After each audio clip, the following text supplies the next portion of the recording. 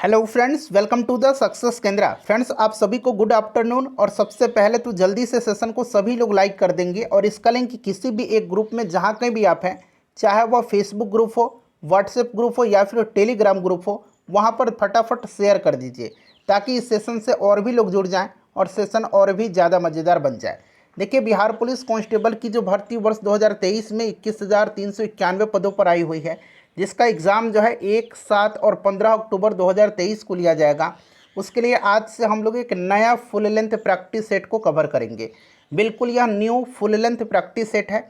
इसमें टोटल 100 प्रश्न हैं। जिस प्रकार से आपके एग्ज़ाम यानी कि बिहार पुलिस के एग्ज़ाम में प्रश्न पूछे जाते हैं, टोटल 100 प्रश्न है फ्रेंड्स। और इस टेस्ट को आप पूरा लगाइए, इस सेट को पूरा लगाइए और अपना आकलन करिए कि आपका स्कोर क्या आ रहा है। सभी लोग अपना अपना स्कोर ज़रूर कमेंट करके बताइए। फ्रेंड्स, सभी लोगों से मैं रिक्वेस्ट कर रहा हूं कि एक बार जल्दी से सेशन को लाइक कर देंगे ताकि हम लोग जल्दी से सेशन को स्टार्ट करें। सभी लोग लाइक कर दीजिए। चलिए अब सेशन हम लोग स्टार्ट करते हैं और आप प्रयास करिएगा इस सेट में कम से कम 70 नंबर लाने का। अगर आप 70 नंबर ला लेते हैं इस टेस्ट में तो आपकी तैयारी बेहतरीन मानी जाएगी। चलिए अब स्टार्ट करते हैं। सभी लोग एक बार सेशन को जल्दी से लाइक कर दीजिए। देखिए फ्रेंड्स, बिहार पुलिस के लिए यह बिल्कुल new full length original practice set है। इस सेट में टोटल 100 प्रश्न है। बिल्कुल बिहार पुलिस के पैटर्न पर आधारित प्रश्न है। इस सेट को पूरा लगाइए, अपना प्रिपरेशन जो है उसका आकलन करिए और सभी लोग अपना अपना स्कोर कमेंट करके बताइए। देखिए, सबसे पहले हम लोग हिंदी के प्रश्नों को कवर करेंगे, फिर अंग्रेजी के, फिर सामाजिक अध्ययन के, फिर विज्ञान के यानी कि साइंस के और अंत में गणित के प्रश्नों को। चलिए स्टार्ट करते हैं। एक बार सभी लोग प्लीज़ सेशन को जल्दी से लाइक कर दीजिए। आज के सेशन का पहला प्रश्न पढ़िए कि किस क्रमांक में अंतस्थ व्यंजन है, यानी कि ऑप्शन 1 में, ऑप्शन 2 में, ऑप्शन 3 में या फिर ऑप्शन 4 में किस क्रमांक में अंतस्थ व्यंजन है। चलिए सभी लोग आंसर कमेंट करेंगे और मेरे प्यारे भाई बहन सबको लाइव चैट में आंसर कमेंट करना है और आप प्रयास करेंगे कि 5 से 7 सेकंड के बीच में आंसर कमेंट कर देने के लिए, ताकि हम लोग जल्दी से सेशन को कवर कर लें।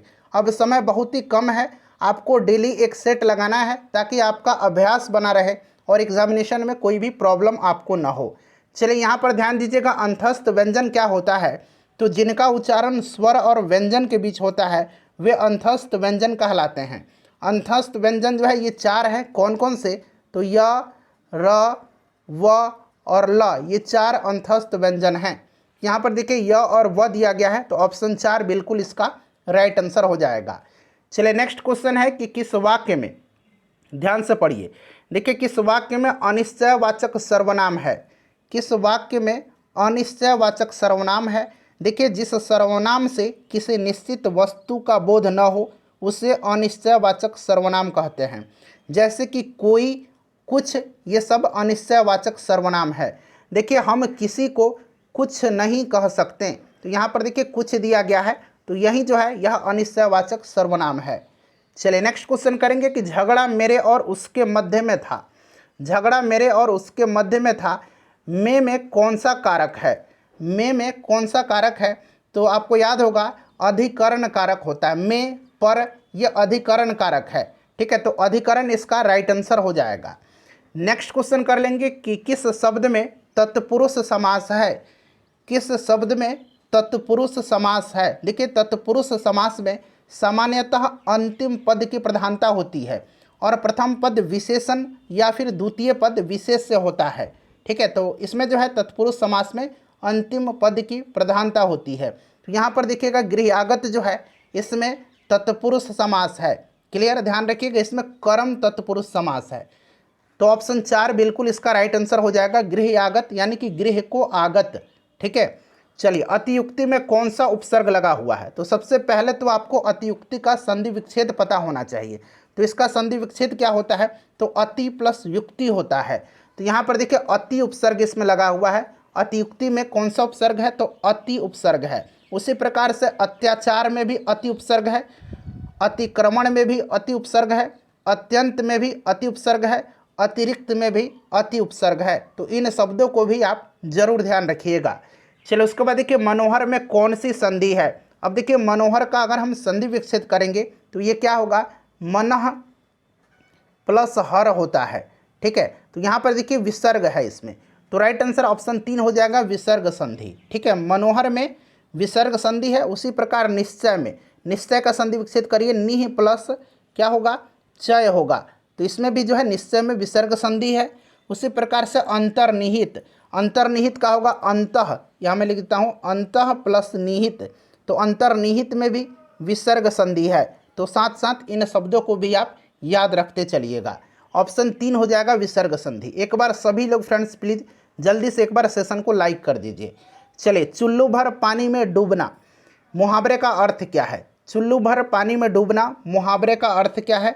तो देखिए, इसका मतलब होता है कि लज्जा के मारे मुंह नहीं दिखाना। ठीक है, तो राइट आंसर इसका ऑप्शन नंबर यहाँ पर देखिए 4 हो जाएगा। नेक्स्ट क्वेश्चन है कि निम्नलिखित में से कौन सा वाक्य इसमें से शुद्ध दिया गया है? चारों वाक्य को पढ़िए, बताइए कौन सा वाक्य इसमें से शुद्ध दिया गया है।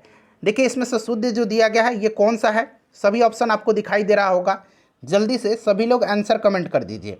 तो यहाँ पर देखिएगा, शुद्ध जो है खाली बैठने की बजाय आप काम करें, ये बिल्कुल शुद्ध दिया गया है। ठीक है, मोहन जानता है कि शायद उसका मित्र बीमार है, ये वाक्य शुद्ध नहीं है। मोहन जानता है कि उसका मित्र बीमार है, ये शुद्ध होगा। पंडित नेहरू का राष्ट्र आभारी है, पंडित नेहरू राष्ट्र के आभारी हैं, ये शुद्ध होगा। भैंस का ताकतवर दूध होता है, नहीं, भैंस का दूध ताकतवर होता है, तो ये भी शुद्ध नहीं है। तो ऑप्शन 3 इसका राइट आंसर हो जाएगा। चलिए, अब अंग्रेजी के प्रश्नों को हम लोग कवर करते हैं। देखिए, प्रश्न है कि fill in the gap with correct preposition. The property was divided, खाली स्थान दिया गया है द ट्विंस। ट्विंस का मतलब जुड़वा होता है, आपको पता है ना, जुड़वा मतलब दो व्यक्ति की बात की जा रही है। तो ये जो प्रॉपर्टी है दो लोगों के बीच डिवाइड हो रहा है, तो जब दो व्यक्तियों के बीच होगा तो बिटवीन का प्रयोग होगा।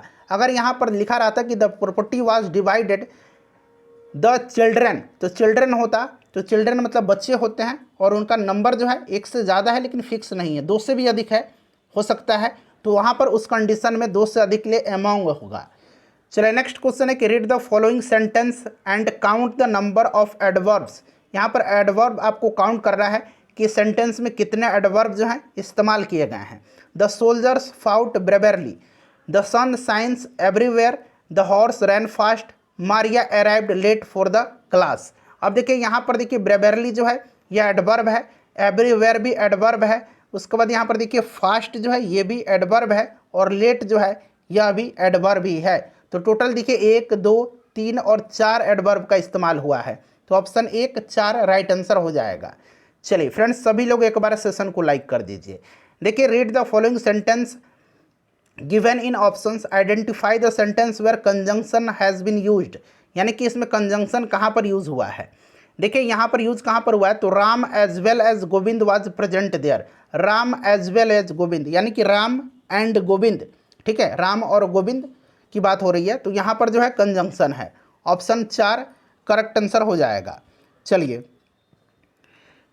नेक्स्ट क्वेश्चन कर लेंगे। अगला प्रश्न है कि द प्लूरल वर्ड, यहाँ पर देखिएगा ये क्या दिया गया है, तो ये ब्रेदरन दिया गया है। ब्रेदरन का आपको जो है यहाँ पर कह रहा है कि the plural word brethren which means member of a society और community, the singular of the word brethren. Brethren का आपको सिंगुलर बताना है। तो देखिए, ब्रेदरन का मतलब होता है ग्रुप ऑफ ब्रदर्स, या फिर कहिए मेल सिबलिंग जिसको बोलते हैं, ग्रुप ऑफ ब्रदर, तो इसका ब्रदर हो जाएगा सिंगुलर। क्लियर। चलिए, उसके बाद देखिए complete the following sentences using correct tense. When Mrs Singh, खाली स्थान दिया गया, the baby cry she ran to pick him up. बताइए राइट आंसर क्या होगा। When Mrs Singh heard the baby cry she ran to pick him up, तो यहाँ पर हर्ड का इस्तेमाल होगा। ऑप्शन 1 राइट आंसर हो जाएगा। ठीक है। चलिए, उसके बाद देखिएगा कि स्क्रिम्प का यहाँ पर आपसे पूछा जा रहा है, स्क्रिम्प का यहाँ पर आपसे क्या पूछा जा रहा है, तो स्क्रिम्प का आपसे यहाँ पर मीनिंग पूछा जा रहा है। स्क्रिम्प का मतलब क्या होगा। चलिए, यहाँ पर आप देख सकते हैं नीचे पर दिया भी गया है कि choose the word that nearly opposite, नहीं अपोजिट पूछा जा रहा है, उल्टा पूछा जा रहा है। ठीक है, तो देखिए स्क्रिम्प का मतलब क्या होता है, किफ़ायती होता है। ठीक है, किफ़ायती होता है, और इसमें खर्चीला हो जाएगा आपका लेविस। ठीक है, LAVISH, लेविस मतलब होता है खर्चीला। उसी प्रकार से देखिए which the nearest in meaning to given word, और इसका नियरेस्ट मीनिंग यानी कि सिनोनिम बताना है। कैलोस का मीनिंग क्या होता है, तो कैलोस का मतलब होता है कठोर, निर्दयी। ठीक है, और इसका उल्टा क्या, उल्टा नहीं, इसका सिनोनिम पूछा जा रहा है, तो इसका सिनोनिम जो होगा ये आपका इसमें से ऑप्शन 4 हो जाएगा, इनसेंसिटिव। क्लियर। चलिए अब यहाँ से हम लोग सामाजिक अध्ययन के प्रश्नों को कवर करेंगे। देखिए 16 नंबर प्रश्न है कि निम्नलिखित में से किस पदाधिकारी को संसद के सदस्य नहीं होने पर भी उसे संबोधित करने का अधिकार है। कौन सा यह पदाधिकारी है भारत का? सभी लोग आंसर कमेंट करिए। देखिए 100 से अधिक वीडियो हमने बिहार पुलिस के लिए कवर किया हुआ है। करंट अफेयर का मैंने 3 वीडियो कवर कराया हुआ है, लगभग 300 प्रश्न कवर करा दिया है मैंने करंट अफेयर का, तो एक बार ज़रूर देख लीजिएगा। साथ ही साथ देखिए 2010 से लेकर के अब तक बिहार पुलिस में जितने भी प्रश्न पूछे गए हैं मैंने आपको उनका ज्योग्राफी का जो है क्वेश्चन कवर करा दिया। आज मैं शाम में आपको हिस्ट्री कवर करवा दूंगा, फिर पॉलिटी, इवन मैं इंग्लिश और हिंदी भी आपको कवर करवा दूंगा। ठीक है, चलिए इसमें से राइट आंसर हो जाएगा attorney general of India, Bharat का महान न्यायवादी। आर्टिकल 76 में इसकी चर्चा की गई है, राष्ट्रपति इसकी नियुक्ति करते हैं। वर्तमान में आर वेंकटरमणी जो हैं भारत के महान न्यायवादी हैं। चलिए उसके बाद देखिएगा कि अमेरिका स्वतंत्रता की घोषणा किसके सिद्धांतों पर आधारित है। चलिए आंसर कमेंट करिएगा। देखिए अमेरिकी आज़ादी का घोषणा पत्र थॉमस जेफरसन के द्वारा तैयार किया गया था। किसके द्वारा तैयार किया गया था? अगर पूछे जाए कि अमेरिकी स्वतंत्रता का घोषणा पत्र किसके द्वारा तैयार किया गया था, तो थॉमस जेफरसन के द्वारा तैयार किया गया था। ठीक है, और जेफरसन ने उपनिवेशों के लोगों की कठिनाई और आवश्यकताओं पर ध्यान रखकर नहीं, बल्कि मनुष्य के प्राकृतिक अधिकारों के दार्शनिक सिद्धांतों को ध्यान में रख करके घोषणा पत्र तैयार किया था। ठीक है, तो यहाँ पर देखिए नैसर्गिक अधिकार हो जाएगा राइट आंसर इसका। चलिए उसके बाद देखिएगा कि किस कर को 1994-95 में छोटे रूप में लागू करने के बहुत समय बाद संवैधानिक दर्जा दिया गया। बताइए राइट आंसर क्या हो जाएगा, कौन सा कर है यह? तो देखिए 1994-95 में तत्कालीन केंद्रीय वित्त मंत्री डॉक्टर मनमोहन सिंह जी ने भारत में सर्विस टैक्स की नई अवधारणा शुरू किया था और इसे वित्त अधिनियम 2003 के अध्याय 5A वित्त अधिनियम 2003 के अध्याय 5A के द्वारा संवैधानिक दर्जा जो है दिया गया था। तो ये आपका राइट आंसर हो जाएगा सर्विस टैक्स यानी कि सेवा कर। ठीक है, तो सेवाओं पर कर ऑप्शन 3 करेक्ट आंसर हो जाएगा। चलिए खलीफा के देखिए खलीफा से प्रतिष्ठित पत्र मांगने और प्राप्त करने वाला प्रथम सुल्तान कौन था? जल्दी से इसका आंसर कमेंट करिए। तो देखिए फ्रेंड्स यह इल्तुतमिश था। कौन था? इल्तुतमिश था। यह गुलाम वंश का शासक था और इल्तुतमिश जो है इसने राजधानी को लाहौर से लेकर के दिल्ली लाया था। ये भी आप ध्यान रखिएगा, इल्तुतमिश दिल्ली सल्तनत का प्रथम सुल्तान था जिसने 1229 में खलीफा के अलंकरण का पत्र प्राप्त किया था। ठीक है, चलिए नेक्स्ट क्वेश्चन करेंगे। अगला प्रश्न कि तिब्बत में बौद्ध धर्म का प्रचार करने वाले बौद्ध भिक्षु कौन थे?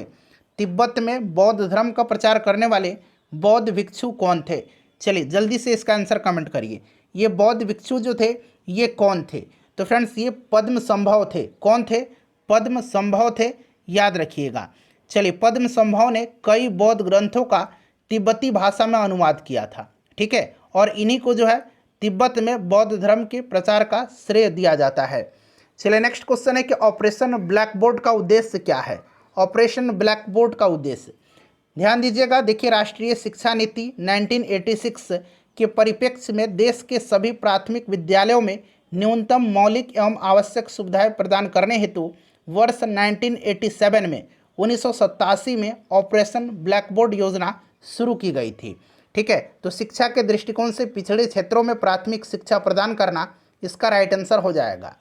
चलिए नेक्स्ट क्वेश्चन है हमारे कि फ्रांसीसी क्रांति के संबंध pamphlet what is the third state किसने लिखा था? फ्रांस की क्रांति से संबंधित जो है pamphlet what is the third state किसने लिखा था? चलिए बताइएगा इसका राइट आंसर क्या हो जाएगा। तो देखिए what is the third state एक राजनीतिक पैम्पलेट है जिसे फ्रांसीसी क्रांति के फैलने से पहले फ्रांसीसी विचारक और पादरी, इनका नाम है जोसेफ सीएस। ठीक है, जोसेफ सीएस जो है जोसेफ एबे सीएस। ठीक है, जोसेफ एबे सीएस। ठीक है, इन्होंने ही 1789 में इसे लिखा था। क्लियर है, और इस पैम्पलेट में सीएस ने लिखा था कि फ्रांस का थर्ड स्टेट फ्रांस की सामान्य जनता होगी। तो ऑप्शन 4 जो होगा इसका राइट आंसर हो जाएगा। 1789 में फ्रांस की क्रांति हुई थी। देखिए गांधी जी का नमक सत्याग्रह किस आंदोलन का हिस्सा था? नमक सत्याग्रह दांडी मार्च आपको याद होगा। ठीक है, 12 मार्च 1930 को डांडी से इन्होंने शुरू किया था। ठीक है फ्रेंड्स, याद भी है आपको। और 6 अप्रैल 1930 को इन्होंने सविनय अवज्ञा आंदोलन को स्टार्ट किया था। तो राइट आंसर हो जाएगा ऑप्शन 4 सविनय अवज्ञा आंदोलन। क्लियर। चलिए, जितने भी आंदोलन दिए गए ये गांधी जी से ही संबंधित हैं, लेकिन नमक सत्याग्रह का संबंध सविनय अवज्ञा आंदोलन से है। चलिए, चौरी चौरा कांड का संबंध किससे है? तो असहयोग आंदोलन से है। ठीक है, याद रखिएगा। चलिए, नेक्स्ट क्वेश्चन करेंगे कि मध्ययुगीन लिंगराज मंदिर कहाँ पर स्थित है? लिंगराज मंदिर जो है यह कहाँ पर स्थित है? लिंगराज मंदिर जो है यह भगवान शिव के हरिहर रूप को समर्पित एक हिंदू मंदिर है और यह उड़ीसा में है, उड़ीसा के भुवनेश्वर में है। ठीक है, याद रखिएगा। एक बार सभी लोग प्लीज़ सेशन को जल्दी से लाइक कर दीजिए फ्रेंड्स। आपके लिए मैं लगातार मेहनत कर रहा हूं और आपसे मैं सिर्फ एक लाइक की उम्मीद रखता हूं, जो कि बिल्कुल फ्री ऑफ कॉस्ट है। कोई भी लाइक करने से आपका चार्ज नहीं लगता है। चलिए, आपका लाइक ही हमारा मोटिवेशन का स्रोत है। मोटिवेशन लाइक से ही मिलती है मुझे। आवश्यकताओं की मांग कैसी होती है? आवश्यकताओं की मांग जो है कैसी होती है? चलिए बताइएगा, राइट आंसर क्या हो जाएगा? आवश्यकताओं की मांग जो होती है यह कैसी होती है? तो फ्रेंड्स, यह पूरी तरह से अलोचनीय होती है। ठीक है, लोचहीन मांग का अर्थ क्या होता है? तो लोचहीन मांग का अर्थ यह होता है कि मूल्य परिवर्तन से मात्रा की मांग में ज़्यादा बदलाव नहीं होगा। तो आवश्यकताओं की मांग पूरी तरह से अलोचनीय है। क्लियर है? ध्यान रखिएगा, कैसी है? तो अलोचनीय है। क्लियर। चलिए, देखिए, जल एक उदाहरण दे देता हूँ। जल एक आवश्यक वस्तु है। अगर इसकी कीमत कुछ भी हो तो आप इसे खरीदेंगे ही, क्योंकि जल की आवश्यकता है, नमक की भी आवश्यकता है। ठीक है। चलिए, तो नेक्स्ट क्वेश्चन करेंगे कि चाय की खेती के लिए उपयुक्त मृदा कौन सी है? चाय की खेती के लिए उपयुक्त मृदा कौन सी है? तो आपको पता है कि चाय की खेती के लिए जो है ये लेटराइट मृदा उपयुक्त होती है और कपास की खेती के लिए काली मिट्टी उपयुक्त होती है। ठीक है। नेक्स्ट क्वेश्चन करेंगे कि मूल्यवर्धित का अर्थ किसके मूल्य से है? बताइए, मूल्यवर्धित का अर्थ किसके मूल्य से है? सभी लोग इसका आंसर कमेंट करिए। राइट आंसर इसका क्या हो जाएगा? देखिए, माल की कीमत और उसके उत्पादन में इस्तेमाल किए गए सामग्री या आपूर्ति की लागत के बीच अंतर को व्यक्त करने के लिए अर्थशास्त्र में मूल्यवर्धित का इस्तेमाल किया जाता है। देखिए, इस प्रकार से राइट आंसर हो जाएगा कि माल और सेवाओं के मध्यवर्ती माल और सेवाओं की लागत का अंतर। चलो, उसके बाद देखिएगा, नेक्स्ट क्वेश्चन है हमारा कि जीएनपी और एनएनपी के बीच अंतर किसके बराबर होता है? जीएनपी और एनएनपी के बीच अंतर जो होता है यह किसके बराबर होता है? इस तरह का प्रश्न मैंने आपको कराया भी है। देखिए, सकल राष्ट्रीय उत्पाद, ठीक है, सकल राष्ट्रीय उत्पाद और शुद्ध राष्ट्रीय उत्पाद के बीच का अंतर जो होता है यह मूल्यह्रास होता है। तो यहाँ पर देखेंगे तो यहाँ पर देखिए मूल्यह्रास दिया गया है, ऑप्शन 4 होगा। यह कौन निर्णय करता है कि अमुक विधेयक धन विधेयक है? कोई भी विधेयक धन विधेयक है या नहीं, यह प्रमाणित कौन करता है? चलिए बताइएगा। अनुच्छेद 110 में धन विधेयक है, याद रखिएगा। और कोई भी विधेयक, कोई भी अमुक विधेयक धन विधेयक है या नहीं, यह लोकसभा का अध्यक्ष निर्णय करता है। नेक्स्ट क्वेश्चन है, अच्छा, वर्तमान में लोकसभा के अध्यक्ष कौन है? जरा उनका नाम कमेंट करके मुझे एक बार बता दीजिए। चलिए, निम्नलिखित में से किस देश को फेबियन समाजवाद का घर माना जाता है? फेबियन सोसाइटी की स्थापना मैंने आपको बताया था कि ब्रिटेन में हुआ था 1883-84 ईस्वी में फेबियन सोसाइटी की स्थापना। तो फेबियन समाजवाद का घर माना जाता है इंग्लैंड को। किसको? इंग्लैंड को माना जाता है। नेक्स्ट क्वेश्चन है कि पृथ्वी की सतह से सबसे दूर वातावरणीय परत को क्या कहते हैं? पृथ्वी की सतह से सबसे दूर वातावरणीय परत को क्या कहते हैं? चलिए बताइएगा, राइट आंसर इसका क्या होगा? तो सबसे दूर जो है, सबसे बाहर जो होता है, यह कौन सा है? तो यह बहिर्मंडल है। कौन सा है? बहिर्मंडल है। ठीक है। सबसे निचले भाग को क्षोभ मंडल कहा जाता है। क्या कहा जाता है? क्षोभ मंडल, यानी कि ट्रोपोस्फेयर कहा जाता है। ध्यान रखिएगा। ठीक है। और ट्रोपोस्फेयर के ऊपर के भाग को स्ट्रेटोस्फेयर यानी कि समताप मंडल कहा जाता है। फिर उसके ऊपर वाले भाग को आयनोस्फेयर, आयन मंडल कहा जाता है। और पृथ्वी से सबसे अधिक दूरी पर बहिर्मंडल होता है, जिसमें काफ़ी कम वायुमंडलीय अणु होते हैं। ठीक है। चलिए, नेक्स्ट क्वेश्चन है कि दक्षिण अमेरिका के शीतोष्ण चारागाहों यानी कि घास स्थल को क्या कहते हैं? कहाँ की? तो दक्षिण अमेरिका की। बताइए, राइट आंसर इसका क्या होगा? जल्दी से आंसर कमेंट करिए। जल्दी से। अच्छा, डाउन्स कहाँ पर है पहले ये मुझे बताइए। प्रेरी तो आपको पता है कि अमेरिका में है, स्टेपिस जो है ये यूरोप और एशिया दोनों में पड़ता है। डाउन्स बताइए कहाँ पर है, डाउन्स कहाँ पर है। तो डाउन्स जो है ये ऑस्ट्रेलिया में है। तो ऑप्शन बी राइट आंसर हो जाएगा, यानी कि ऑप्शन 2 कैंपास। ठीक है, यह अर्जेंटीना में है और यह शीतोष्ण घास स्थल है। नेक्स्ट क्वेश्चन है कि समोच्च रेखाएं कैसे स्थानों को मिलाते हुए खींची जाती है। समोच्च रेखाएं पूछा गया है। मानचित्र पर खींची गई एक रेखा जो समुद्र स्तर से ऊपर एक ही ऊंचाई पर स्थित सभी जगहों को शामिल करती हो उसे समोच्च कहा जाता है। समोच्च रेखाएं जो हैं समुद्र तल से एक ही ऊंचाई वाले स्थान को जोड़ती है। समुद्र तल से एक ही ऊंचाई वाले सम ऊंचाई वाले स्थान को जोड़ती है। सम मतलब एक ही ऊंचाई, बराबर ऊंचाई। ठीक है, चलिए आगे बढ़ेंगे। नेक्स्ट क्वेश्चन कर लेंगे कि कौन सा जलडमरू मध्य ऑस्ट्रेलिया और तस्मानिया को अलग करता है। ऑस्ट्रेलिया और तस्मानिया को कौन अलग करता है। तो देखिए, ऑस्ट्रेलिया और तस्मानिया, तस्मान सागर और दक्षिण सागर जो है यह बॉस जल संधि है। बॉस इसका राइट आंसर हो जाएगा, बॉस जल संधि है। बिल्कुल मैं आपका समय नहीं लूँगा, जल्दी जल्दी सेशन को कवर करेंगे। देखिए, बाब अल मंडेव जो है आपको याद होगा, यह लाल और अरब सागर को अलग करती है यमन और जिबूती में। ठीक है, पाक, भारत और श्रीलंका के मध्य में है। बेरिंग जल जो है, बेरिंग जल संधि, बेरिंग याद रखेंगे, यह अलास्का और रूस को जो है यह अलग करती है, मतलब भौगोलिक स्थिति इसकी है। उसके बाद देखिए, एक क्रिकेटिंग लाइफ पुस्तक के लेखक कौन है। एक क्रिकेटिंग लाइफ पुस्तक के लेखक कौन है। चलिए जल्दी से आंसर कमेंट करिए। एक क्रिकेटिंग लाइफ पुस्तक के लेखक कौन है। तो ये क्रिस्टोफर मार्टिन जेकिंसन है। ठीक है, तो ऑप्शन 1 जो होगा क्रिस्टोफर मार्टिन जेकिंस। ठीक है, चलिए उसके बाद देखिएगा कि किस देश में 3 प्रशासनिक, विधायी और न्यायिक राजधानियां हैं। किस देश में 3 राजधानी हैं, प्रशासनिक राजधानी, विधायी राजधानी और न्यायिक राजधानी। तो देखिए ये दक्षिण अफ्रीका में है। दक्षिण अफ्रीका में जो है 3 राजधानी है। प्रिटोरिया जो है, प्रिटोरिया यह कार्यपालिका की राजधानी है। ठीक है, ब्लॉमफॉन्टेन जो है ये न्यायिक राजधानी है और केप टाउन विधायिका की राजधानी है। ठीक है, याद रखिएगा दक्षिण अफ्रीका राइट आंसर हो जाएगा। चलिए, दक्षिण अफ्रीका की मुद्रा क्या है। तो रैंड है, याद रखिएगा रैंड है दक्षिण अफ्रीका की मुद्रा। देखिए 15वें यहाँ पर लिखा गया है, सुधार किया गया है। 15वें वित्त आयोग के अध्यक्ष कौन है। तो यहाँ पर देखिए NK सिंह का नाम ऑप्शन में दिया गया है। 15वें वित्त आयोग के अध्यक्ष NK सिंह हैं। ठीक है, ध्यान रखिएगा 15वें वित्त आयोग के अध्यक्ष NK सिंह हैं। ठीक है, 14वें वित्त आयोग के अध्यक्ष अगर पूछा जाता तो YB रेड्डी होते हैं। ठीक है, चलिए विश्व में सबसे अधिक मूंगा चट्टान किस तट के निकट पाई जाती है। सबसे अधिक मूंगा चट्टान जो है यह किस तट के निकट पाई जाती है। चलिए बताइएगा राइट आंसर क्या हो जाएगा। तो देखिए, great barrier reef Queensland Australia के उत्तरी पूर्वी तट के समानांतर बनी हुई है और विश्व की यह सबसे बड़ी मूंगा की दीवार है। ठीक है, तो सबसे ज़्यादा ऑस्ट्रेलिया में हो जाएगा, ऑप्शन 2 राइट आंसर हो जाएगा। नेक्स्ट क्वेश्चन है कि भारत का निम्नलिखित में से कौन सा विश्व धरोहर स्थल मध्य प्रदेश में नहीं है। मध्य प्रदेश में नहीं है। देखिए, भीमबेटका के शैल आश्रय यह मध्य प्रदेश में है। सांची का स्तूप मध्य प्रदेश में है। खजुराहो का भी मंदिर मध्य प्रदेश में है। सूर्य मंदिर कोणार्क जो है ये मध्य प्रदेश में नहीं है। ये कहाँ पर है, ये उड़ीसा में है। ठीक है, कहाँ पर है, उड़ीसा में है, ध्यान रखिएगा उड़ीसा में। क्लियर।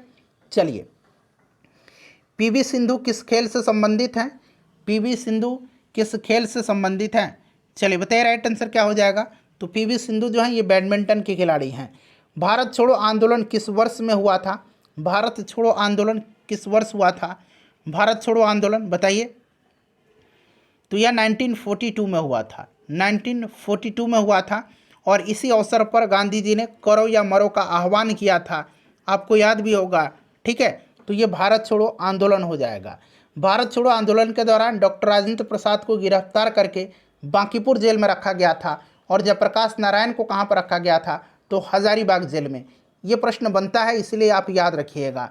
चलो उसके बाद देखिएगा कि निम्नलिखित में से कौन सा राज्य अंतर्राष्ट्रीय सीमा साझा नहीं करता है, यानी कि किसी दूसरे देश के साथ सीमा साझा नहीं करता है। कौन सा इसमें से राज्य है, बताइए राइट आंसर क्या हो जाएगा। तो यहाँ पर देखेंगे तो ये हरियाणा नहीं करता है। ठीक है, हरियाणा किसी भी अन्य देश के साथ सीमा साझा नहीं करता है। 1857 के विद्रोह के दौरान नाना साहब के कमांडर इन चीफ कौन थे। 1857 के विद्रोह के दौरान नाना साहब के कमांडर इन चीफ कौन थे, बताइए। राइट आंसर क्या हो जाएगा? राइट आंसर इसका क्या हो जाएगा? तो देखिए ये तात्या टोपे थे। कौन थे? तात्या टोपे थे। तात्या टोपे, याद रखिएगा, तात्या टोपे थे। रामचंद्र पांडुरंग टोपे इनका वास्तविक नाम था। क्लियर? चलिए नेक्स्ट क्वेश्चन करेंगे कि तेनालीराम किस राजा के दरबारी थे? तेनालीराम जो थे ये किस राजा के दरबारी थे? चलिए राइट आंसर बताइएगा। तो देखिए तेनालीराम जो थे ये विजयनगर साम्राज्य के महान शासक कृष्णदेव राय के अष्ट दिग्गजों में शामिल थे। ठीक है, तो कृष्णदेव राय राइट आंसर हो जाएगा। अगला प्रश्न है कि हिंदुओं का पवित्र तीर्थ स्थल विष्णुपद मंदिर कहाँ पर स्थित है? विष्णुपद मंदिर जो है यह कहाँ पर स्थित है? तो देखिए फ्रेंड्स, विष्णुपद मंदिर जो है यह फाल्गु नदी के किनारे जो गया शहर है वहीं पर विष्णुपद मंदिर का निर्माण इंदौर की महारानी अहिल्याबाई ने करवाया था। और इस मंदिर के प्रांगण में एक अक्षय वट है। क्या है? एक अक्षय वट है इस मंदिर के प्रांगण में, जहाँ पर जो है तीर्थयात्री पिंडदान अर्पित करते हैं। तो राइट आंसर इसका हो जाएगा गया में। ठीक है, चलिए नेक्स्ट क्वेश्चन है हमारा कि हवा महल किस शहर में स्थित है? हवा महल जो है ये किस शहर में स्थित है? हवा महल का निर्माण महाराजा सवाई प्रताप सिंह ने 1799 ईस्वी में करवाया था और इसके वास्तुकार लालचंद्र उस्ताद थे। लालचंद्र उस्ताद थे और यह जयपुर में है। मुंडा डैश का लोक नृत्य है। मुंडा जो है किसका लोक नृत्य है? चलिए बताइएगा राइट आंसर क्या हो जाएगा? मुंडा झारखंड की मुंडा जनजाति का एक लोक नृत्य है। ठीक है, ध्यान रखिएगा। तो राइट आंसर इसका क्या हो जाएगा? राइट आंसर इसका झारखंड हो जाएगा। नेक्स्ट क्वेश्चन है कि निम्नलिखित में से कौन सा देश विश्व का सबसे छोटा देश है? विश्व का सबसे छोटा देश इसमें से कौन सा है? चलिए बताइए राइट आंसर क्या हो जाएगा? तो ये वेटिकन सिटी है। वेटिकन सिटी है, याद रखिएगा। विश्व की सबसे लंबी नदी कौन सी है? विश्व की सबसे लंबी नदी कौन सी है? देखिए ध्यान दीजिए, अगर बात करेंगे कि अपवाह क्षेत्र के अनुसार अमेजन विश्व की सबसे बड़ी, लेकिन लंबाई के अनुसार नील नदी विश्व की सबसे लंबी नदी है। तो सबसे लंबी नदी नील नदी हो जाएगा। ठीक है, चलिए उसके बाद नेक्स्ट क्वेश्चन करेंगे कि लोकनायक जयप्रकाश नारायण का जन्म कब हुआ था? भारत छोड़ो आंदोलन में इन्होंने महत्वपूर्ण भूमिका निभाई थी। इनको हजारीबाग जेल में रखा गया था। सब याद रखिएगा, संपूर्ण क्रांति का नारा इन्होंने दिया था। और जयप्रकाश नारायण का जन्म जो है ये 1902 ईस्वी में हुआ था। ठीक है, याद रखिएगा। चलिए नेक्स्ट क्वेश्चन करेंगे कि भारतीय राष्ट्रीय कांग्रेस की प्रथम महिला अध्यक्ष कौन थी? प्रथम भारतीय अगर पूछता तब सरोजनी नायडू होता। यहाँ पर प्रथम महिला अध्यक्ष पूछा गया है जो कि एनी बेसेंट थी। इन्होंने 1917 के कलकत्ता अधिवेशन की अध्यक्षता किया था। ठीक है, याद रखिएगा। और सरोजनी नायडू ने 1925 के कानपुर अधिवेशन की अध्यक्षता किया था। गदर आंदोलन का संस्थापक कौन था? गदर आंदोलन का संस्थापक कौन था? चलिए बताइए राइट आंसर क्या हो जाएगा? गदर आंदोलन का संस्थापक कौन था? राइट आंसर क्या होगा? तो देखिए इसका करेक्ट आंसर होगा आपका ऑप्शन 3 लाला हरदयाल। 1913 में गदर पार्टी की स्थापना हुई थी सैन फ्रांसिस्को में, अमेरिका में, याद रखिएगा। चलिए नेक्स्ट क्वेश्चन है कि महात्मा गांधी ने पहला किसान आंदोलन कहाँ चलाया था? गांधी जी ने अपना पहला किसान आंदोलन जो है 1917 में चंपारण में चलाया था, तिनकटिया प्रथा के खिलाफ। ठीक है, चंपारण राइट आंसर हो जाएगा। दीवाने खास इन स्मारकों में से किस में स्थित है? दीवाने खास जो है यह किस में स्थित है? चलिए बताइएगा राइट आंसर क्या हो जाएगा? दीवाने खास। तो देखिए फ्रेंड्स, दीवाने खास जो है यह कहाँ पर है? तो यह लाल किला के परिसर में है। लाल किला के परिसर में है दीवाने खास। ठीक है, दीवाने खास यह एक शानदार विशेष कक्ष था जिसमें मुगल सम्राट राजनयिक मेहमानों और कुछ खास दरबारियों के साथ निजी बैठक आयोजन करता था। दीवाने खास के केंद्र में मयूर सिंहासन था जहां पर शाहजहां विराजमान होकर के बैठ के आयोजित करते थे। ये सभी जो मेहमान आते थे या फिर खास दरबारी की बैठक थे उसी का यह आयोजन करता था। ठीक है, राइट आंसर आपका ऑप्शन 4 हो जाएगा। चलिए नेक्स्ट क्वेश्चन है कि विश्व का सबसे बड़ा खिलने वाला फूल कौन सा है? सबसे बड़ा खिलने वाला फूल विश्व का कौन सा है? तो फ्रेंड्स यह फूल जो है यह फूल कौन सा है? तो यह रेफेलसिया है। रेफेलसिया है, रेफेलसिया। ठीक है, और यह इंडोनेशिया के वर्षा वनों में पाया जाता है रेफेलसिया। इसकी गंध जो होती है यह दूषित मांस की जैसी होती है। इसी के चलते इसका जो नाम रखा गया है, इसका नाम कॉर्प्स फ्लावर रखा गया है। इसीलिए इसका नाम जो है कॉर्प्स फ्लावर रखा गया है। ठीक है, नेक्स्ट क्वेश्चन है कि बिहार में किस प्रकार उग्रवाद से निपटा जा सकता है। उग्रवाद से किस प्रकार से निपटा जा सकता है, चारों ऑप्शन देखिए, करेक्ट आंसर बताइए। तो देखिए चारों के चारों स्टेटमेंट जो हैं ये सही दिया गया है। ठीक है, चारों के चारों ये करेक्ट दिया गया है। चलिए नेक्स्ट क्वेश्चन करेंगे कि बिहार के इन राज्यपालों का सही क्रम कौन सा है। बिहार के इन राज्यपालों का सही क्रम कौन सा है, चलिए बताइएगा। जयराम दास दौलतराम ये बिहार के पहले राज्यपाल थे स्वतंत्रता के बाद। ठीक है, चलिए बताइए इसमें से कौन सा जो है सही दिया गया है। सभी ऑप्शन एक बार देख लीजिए, लास्ट है उपरोक्त में से कोई नहीं, 3 आपको दिख रहा है, बताइए कौन सा इसमें सही है। तो यहाँ पर देखिए विनोद चंद्र पांडे, एम रामाजायस, बूटा सिंह, गोपाल कृष्ण गांधी, RS गवई। तो ऑप्शन 2 जो होगा इसका क्रम सही दिया गया है। ठीक है, चलिए नेक्स्ट क्वेश्चन कर लेंगे। अगला प्रश्न हमारा कि बिहार की प्रथम महिला मुख्यमंत्री कौन है। पहली महिला मुख्यमंत्री बिहार की श्रीमती राबड़ी देवी जी हैं। ठीक है, बिहार के प्रथम मुस्लिम मुख्यमंत्री कौन है, ये आगे प्रश्न दिया गया है, बताइए बिहार के प्रथम मुस्लिम मुख्यमंत्री कौन है। तो प्रथम मुस्लिम मुख्यमंत्री और प्रथम दलित मुख्यमंत्री दोनों याद रखेंगे। प्रथम दलित पूछेगा तो भोला पासवान शास्त्री थे, और प्रथम मुस्लिम पूछेगा तो अब्दुल गफूर थे। ठीक है, चलिए उसके बाद नेक्स्ट क्वेश्चन है कि निम्न में से कौन सा नाम पटना से संबंधित नहीं है। पटना से संबंधित यानी कि पटना का नाम नहीं है। तो अजीमाबाद बिल्कुल है। औरंगजेब का जो पौत्र था अजीम, इसी के नाम पर अजीमाबाद रखा गया था। कुसुमपुर भी है, पुष्पपुर भी है, कनिष्कपुर नहीं है। ऑप्शन 4 इसका राइट आंसर होगा। चलिए अब यहाँ से साइंस के प्रश्न कवर करेंगे। देखिए प्रश्न है कि किसी ठोस पदार्थ के द्रवणांक पर ऊष्मा प्रदान की जाती है तो क्या होगा। किसी ठोस पदार्थ के द्रवणांक पर ऊष्मा प्रदान की जाती है तो क्या होगा कि द्रवणांक पर दी गई ऊष्मा वस्तु के अवस्था परिवर्तन पर खर्च होती है। ध्यान रखिएगा, इसीलिए कणों की गतिज ऊर्जा नियत रहेगी। ऑप्शन 3 इसका राइट आंसर हो जाएगा। जब लोहा को कॉपर सल्फेट के घोल में डाला जाता है, जब लोहा को कॉपर सल्फेट के घोल में डाला जाता है तो क्या होगा। तो देखिए जब लोहा को कॉपर सल्फेट के घोल में डाला जाता है तो कॉपर सल्फेट का नीला रंग हो जाता है, सही है। कॉपर के लाल भूरे कण तल में मिलते हैं, सही है। यह एक रासायनिक प्रतिक्रिया तो है ही, तो इसीलिए ये भी सही है। तो ऑप्शन 4 हो जाएगा। उपरोक्त सभी सत्य हैं। चलिए नेक्स्ट क्वेश्चन करेंगे कि 100 ग्राम लोहे में मोलों की संख्या क्या है। अच्छा, लोहा की अगर हम बात करते हैं तो इसका एटॉमिक नंबर 26 होता है, और इसका एटॉमिक मास जो होता है ये 56 होता है। तो अगर 56 में अगर बात करेंगे तो 1 मोल होता है।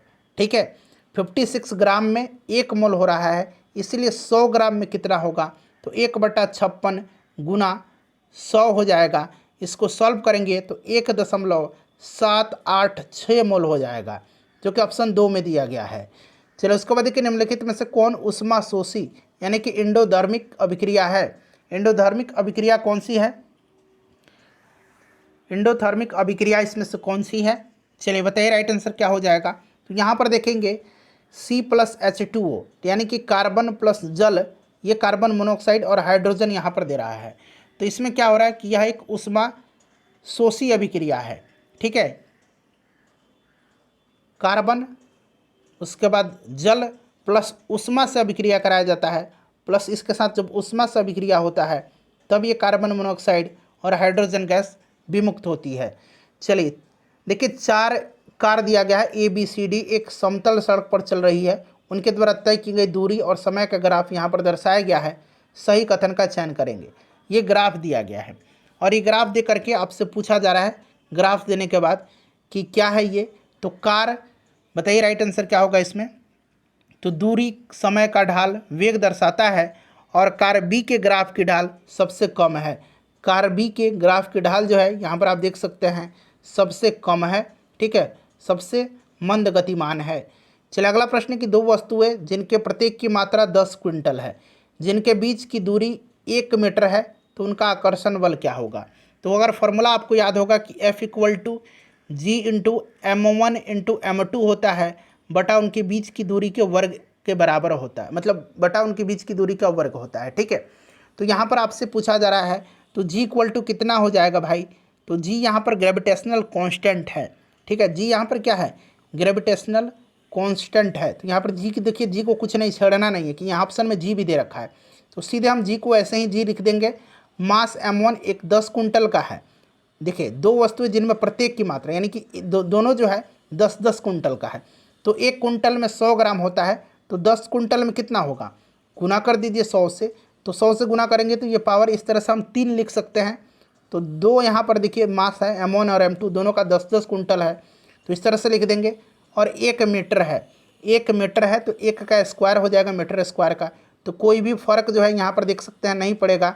यहाँ पर जोड़ेंगे तो ये 10 के पावर 6 हो जाएगा। ठीक है, नीचे तो एक ही रह जाएगा, कोई फर्क नहीं पड़ेगा।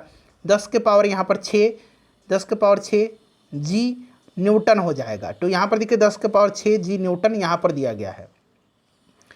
देखिए 220 ग्राम का एक बुलेट 500 मीटर प्रति सेकंड की वेग से एक पेड़ से टकराता है और पेड़ के विपरीत भाग से 400 मीटर प्रति सेकंड के वेग से बाहर आता है। बुलेट द्वारा किए गए कार्य की गणना कीजिए। तो देखिए यहाँ पर m जो दिया गया है ये आपका 20 ग्राम दिया गया है, तो इसको किलोग्राम में बदल देंगे तो ये 0.02 kg हो जाएगा। ठीक है, यहाँ पर u दिया गया है 500 इनिशियल, और यहाँ पर देखिए पेड़ से विपरीत भाग में 400 मीटर के वेग से बाहर आता है, यानी कि यहाँ पर भी 400 मीटर पर सेकंड दिया गया है। ठीक है, अब कार्य equal to W equal to क्या होगा, हाफ m v स्क्वायर होता है। तो यहाँ पर इनिशियल माइनस फाइनल, तो u माइनस v का स्क्वायर हो जाएगा। ठीक है, काइनेटिक एनर्जी। तो यहाँ पर आप इसको सॉल्व कर लीजिए, u 500 है और v 400 है, तो ये 100 हो जाएगा। ठीक है, 100 हो जाएगा। तो इसी प्रकार से इसको सॉल्व करिएगा, राइट आंसर इसका आ जाएगा 900 जूल। ठीक है, 900 जूल हो जाएगा। यहाँ पर करके मैं दिखा देता हूँ। हाफ m कितना है, तो अभी मैंने बताया था किलोग्राम में बदल के 0.02 हो जाएगा, और यहाँ पर कितना हो जाएगा 100 का क्या हो जाएगा, 100 का स्क्वायर हो जाएगा। ठीक है, चलिए अगला प्रश्न करेंगे कि त्रिघातीय बहुपद क्या होगा यदि alpha plus beta plus gamma 2 है। फिर यहाँ पर देखिए alpha into beta, beta into gamma plus gamma into alpha equal to -7 है। Alpha into beta into gamma -14 है, जहाँ अल्फ़ा बीटा गामा बहुपद के मूल हैं। तो यहाँ पर देखिए एफ एक्स इक्वल टू क्या हो जाएगा, एफ एक्स इक्वल टू हो जाएगा के x Q minus alpha plus beta plus gamma into x square. ठीक है, into x square plus alpha into beta, beta into gamma plus gamma into alpha into x minus alpha beta into gamma. ठीक है, तो यहाँ पर देखिए सबका यहाँ पर वैल्यू दे रखा है, सबको इसमें पुट कर दीजिएगा। राइट आंसर यहाँ पर निकल के आ जाएगा ऑप्शन नंबर 3। ठीक है, थोड़ा सा डिफिकल्ट है। चलिए, निम्नलिखित में से कौन सा तत्व कार्बन का अपरूप नहीं है, कार्बन का इसमें से अपरूप कौन सा नहीं है। तो देखिए यहाँ पर जो है कार्बन का अपरूप नहीं है, तो गैस कार्बन बिल्कुल है, कार्बन का अक्रिस्टलीय अपरूप। ठीक है, चारकोल, काजल, कास्ट चारकोल, हीरा, कोयला, ये सब है, तो ऑप्शन ए राइट आंसर हो जाएगा। देखिए जब अम्लीकृत जल को इलेक्ट्रोलाइज्ड किया जाता है तो एनोड पर कौन सी गैस उत्सर्जित होती है। अम्लीकृत जल का जब विद्युत अपघटन मुख्यतः विद्युत चुंबकीय ऊर्जा के प्रयोग से यौगिक को पृथक करने की युक्ति है यह। ठीक है, और इसमें पूछा जा रहा है कि कौन सी गैस उत्सर्जित होती है, तो सिंपल सा ऑक्सीजन गैस जो है इसमें से उत्सर्जित होती है। ठीक है, कहाँ पर, तो एनोड पर, एनोड पर ऑक्सीजन होती है, और कैथोड पर पूछेगा तो कैथोड पर हाइड्रोजन होता है। ठीक है, चलिए नेक्स्ट क्वेश्चन है। अगला प्रश्न है कि कृष्णिका विकिरण उच्चतम अवस्था तक पहुंचने पर तरंग दर कैसा होता है, बताइए। तो राइट आंसर इसका क्या हो जाएगा, देखिए एक ब्लैक बॉडी में अधिकतम उत्सर्जन की तरंग दर अपने तापमान के व्युत्क्रमानुपाती होता है। छोटी तरंग दर प्रकाश उच्च ऊर्जा फोटोनों को संदर्भित करता है, और वायु के विस्थापन नियम के अनुसार जब कृष्णिका विकिरण उच्चतम अवस्था में होती है तब समग्र विकिरण ऊर्जा बढ़ जाती है, तो तापमान बढ़ने पर जो है घटता है। ठीक है, चलिए जल का घनत्व 1 ग्राम पर सीसी है, यह बिल्कुल सही है। तो जल का घनत्व अधिकतम जो होता है आपको पता है 4 डिग्री सेंटीग्रेड पर होता है, और आयतन न्यूनतम भी 4 डिग्री सेंटीग्रेड पर ही होता है। चलिए उसके बाद नेक्स्ट क्वेश्चन है कि जब किसी धातु को लपट पर गर्म किया जाता है तो इलेक्ट्रॉन ऊर्जा को अवशोषित कर लेते हैं और उच्चतर ऊर्जा स्थिति की ओर छलांग लगाते हैं। वे प्रकाश का उत्सर्जन करते हैं, जिसे हम किस में देख सकते हैं, किस में देख सकते हैं? चलिए बताइए राइट आंसर इसका क्या हो जाएगा। तो राइट आंसर इसका उत्सर्जन स्पेक्ट्रम होगा। ठीक है, इसको हम उत्सर्जन स्पेक्ट्रम में देख सकते हैं। ठीक है, उत्सर्जन स्पेक्ट्रम के रूप में। नेक्स्ट क्वेश्चन है कि खाना पकाने के बर्तनों के नीचे बाहरी हिस्सा काला क्यों छोड़ा जाता है? काला क्यों छोड़ा जाता है? नीचे आपने देखा होगा।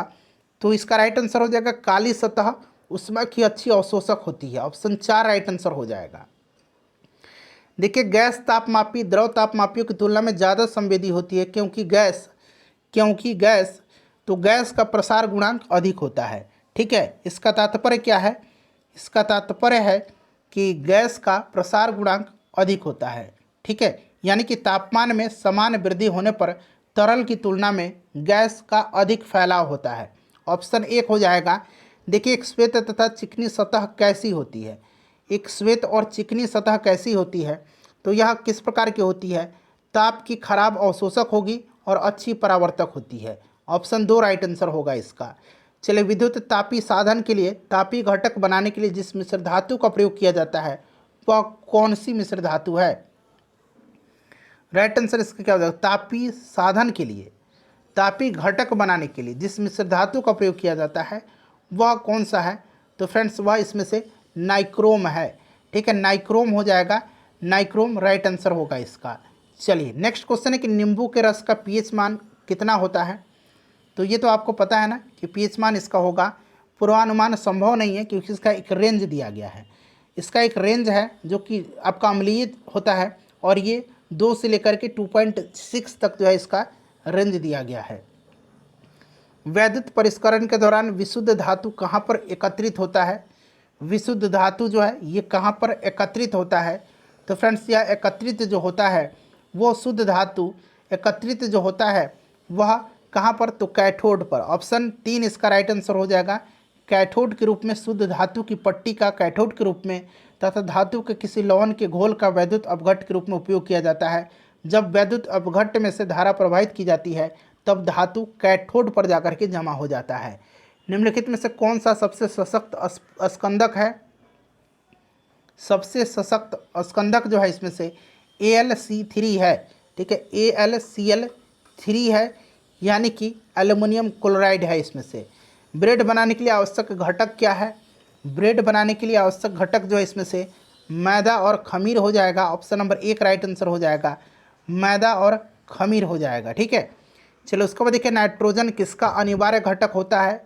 नाइट्रोजन सभी प्रोटीन और इस प्रकार सभी जीवित जीवों का एक प्रमुख घटक होता है। ठीक है, याद रखिएगा। राइट आंसर इसका हो जाएगा ऑप्शन नंबर 2 प्रोटीन का।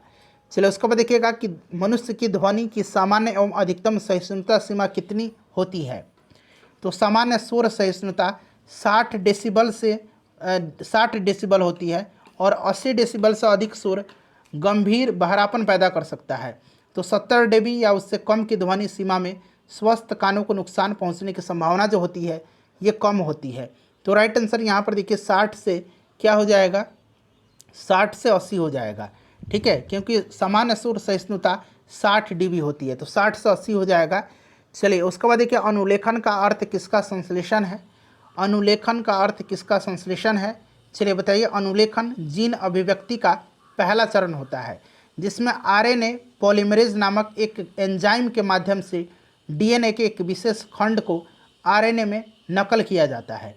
अनुलेखन के दौरान एक DNA अनुक्रम को RNA पॉलीमरेज द्वारा पढ़ा जाता है, जिसके माध्यम से एक पूरक और विरोधी समानांतर RNA स्ट्रैंड की उत्पत्ति की जाती है। तो यह DNA हो जाएगा। चलो उसके बाद देखिएगा कि जोंक मवेशियों पर कैसा बाह्य परजीवी होता है? तो जोंक जो होता है यह रक्त पिपासु होता है, रक्त पीने वाला होता है, आपको पता है, और यह एनेलिडा संघ में आता है जोंक। ठीक है, एनेलिडा में। DNA में थाइमिडाइन द्विभाजित संरचना किसके कारण होती है? बताइए। तो राइट आंसर इसका क्या हो जाएगा? राइट आंसर इसका हो जाएगा आपका UV किरण। ठीक है, अल्ट्रा वायलेट हो जाएगा इसका। राइट आंसर इसका UV हो जाएगा। ऑप्शन नंबर 4 DNA के थाइमिडाइड द्विभाजित संरचना किसके कारण होती है? तो UV किरणों के कारण होती है। प्रोग्रामिंग में कुछ कथनों की बार बार पुनरावृत्ति को प्रायः क्या कहा जाता है? कंप्यूटर से संबंधित है तो फ्रेंड्स इसको लूपिंग कहा जाता है। लूपिंग ही प्रोग्रामिंग की आत्मा होती है। ध्यान रखिएगा। तो लूपिंग राइट आंसर हो जाएगा इसका। चलो उसके बाद देखिएगा कि नेक्स्ट क्वेश्चन है कि एक व्यक्ति अवतल लेंस वाला चश्मा पहनता है, इस कारण सामान्यतः दूर स्थित वस्तुओं का प्रतिबिंब उसकी आंखों पर कहाँ फोकस होगा। तो यानी कि अवतल लेंस का चश्मा पहनता है, इसका मतलब क्या है कि दूरवर्ती वस्तुओं का प्रतिबिंब जो है उसकी आंखों में दृष्टिपटल के सामने फोकस होगा। ठीक है, निकट दृष्टि दोष रोग से वह ग्रसित व्यक्ति है, ध्यान रखिएगा। इसीलिए राइट आंसर ऑप्शन नंबर यहाँ पर 2 हो जाएगा। चलो उसके बाद देखिएगा कि लाइफ जैकेट का सिद्धांत क्या है। लाइफ जैकेट का सिद्धांत क्या है। लाइफ जैकेट जो है इसका सिद्धांत व्यक्ति को उतराता रखने के लिए उसके आयतन में वृद्धि कर देती है। तो ऑप्शन 2 इसका राइट आंसर हो जाएगा। ठीक है, चलिए नेक्स्ट क्वेश्चन है कि मायोपिया का दूसरा नाम। मायोपिया को निकट दृष्टि दोष कहा जाता है और हाइपरमेट्रोपिया को दीर्घ दृष्टि दोष हाइपरमेट्रोपिया। तो ये समीप दृष्टि हो जाएगा। चलिए यहाँ से गणित का प्रश्न स्टार्ट हो रहा है, मैं फटाफट इनका आंसर मैं आपको बता देता हूँ। ठीक है, तब तक आप क्या कीजिए, इन 90 प्रश्नों में से अपना स्कोर बता दीजिए, सेशन को एक बार लाइक कर दीजिए और फ्रेंड्स इसको जल्दी से एक बार सभी लोग शेयर कर दीजिए। ठीक है, चलिए 93 का राइट आंसर देख लीजिएगा। 93 का जो करेक्ट आंसर होगा ये आपका ऑप्शन 2 हो जाएगा। 94 का करेक्ट आंसर जो होगा ऑप्शन 4 हो जाएगा। चलिए 95 का देखिए, 95 का 4 हो जाएगा। 96 का देख लीजिए, 96 का जो करेक्ट आंसर होगा वो भी ऑप्शन 4 हो जाएगा। 97 का करेक्ट आंसर जो होगा ऑप्शन 4 इसका भी हो जाएगा 2.695। 98 का देखिए, 98 का भी करेक्ट आंसर 4 ही होगा। 99 का भी करेक्ट आंसर 4 ही दिया गया है। ठीक है, देख लीजिए 4 ही दिया गया है। और 100 का जो करेक्ट आंसर होगा फ्रेंड्स वो ऑप्शन 2 हो जाएगा 1:4।